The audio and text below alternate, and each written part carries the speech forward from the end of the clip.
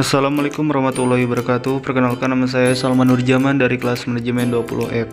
Dan di sini saya akan menjelaskan tentang pasar modal syariah.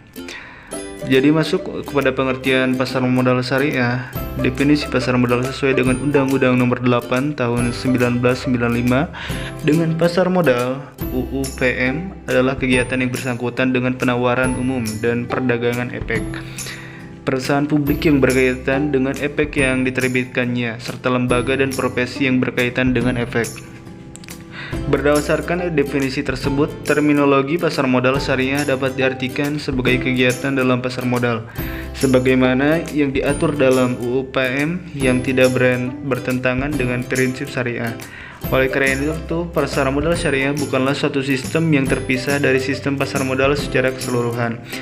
Kemudian masuk pada dasar hukum pasar modal syariah. Jadi sebagai bagian dari sistem pasar modal Indonesia, kegiatan di pasar modal yang menerapkan prinsip-prinsip syariah juga mengacu kepada Undang-Undang Nomor 8 Tahun 1995 tentang pasar modal.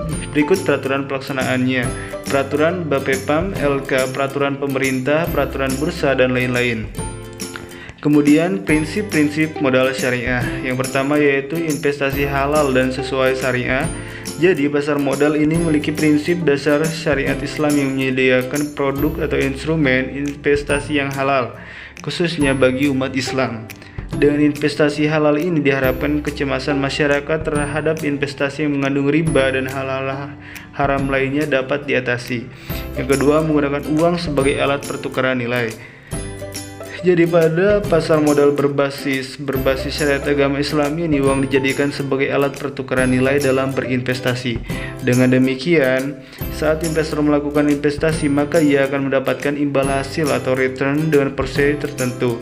Hanya saja proses investasi yang dilakukan mesti menggunakan mata uang yang sama dengan pembukuan. Yang ketiga yaitu risiko kerugian cenderung rendah. Jadi pasar modal ini memungkinkan investor dan emiten untuk melakukan kerjasama tanpa mendapatkan risiko yang tinggi, dalam artian tidak ada pihak yang dirugikan dari kegiatan investasi tersebut. Kemudian yang keempat, transaksi menggunakan akad. Transaksi yang terjadi pada produk investasi pasar modal jenis ini menggunakan sistem akad yang sesuai dengan syariat Islam. Hal ini menyediakan jual beli dapat dilakukan secara jelas antara kedua belah pihak sehingga tidak ada yang merasa dirugikan.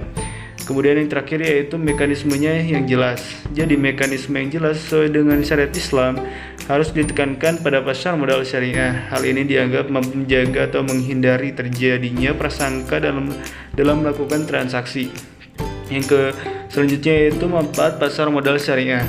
Jadi yang pertama itu menjadi tempat bagi para pemodal untuk ikut serta dalam kegiatan bisnis. Yang kedua yaitu menjadikan ruang bagi emiten untuk mendapatkan modal dari pihak eksternal dalam rangka memenuhi kebutuhan bisnisnya. Dan yang terakhir yaitu sebagai kesempatan bagi pemerintah untuk mendapatkan sumber pendapatan lain, yakni berupa pajak serta menopang perekonomian nasional. Kemudian yaitu selanjutnya kegiatan yang dilarang dalam pasar modal syariah.